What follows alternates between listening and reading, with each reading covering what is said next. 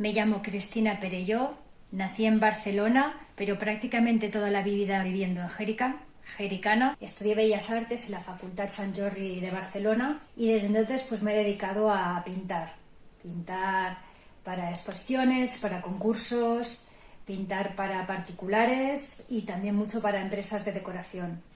Y una de las cosas quizá que más he desarrollado es la pintura mural. Y ahora estoy preparando un boceto para un mural de entrada a un pueblo. Quería hacer algo sencillo, que se integrara en el espacio, que pudiera estar realmente allí, que reflejara la riqueza del pueblo con algo de fantasía y color, pero sin romper, atractivo. También estoy dentro del proyecto DAR. De momento este proyecto nos ha ofrecido mucha información, nos ha dado herramientas y metodología para hacer nuestra obra más visible, nos han dado unos cursos en los que hemos visto el mercado del arte de una manera más amplia y cómo acceder a él. He conocido a un grupo de mujeres sensibles, poderosas, creativas, artistas, y se ha generado una energía de grupo muy bonita y con mucha ilusión para hacer proyectos juntas. Y quería dar las gracias por esta oportunidad porque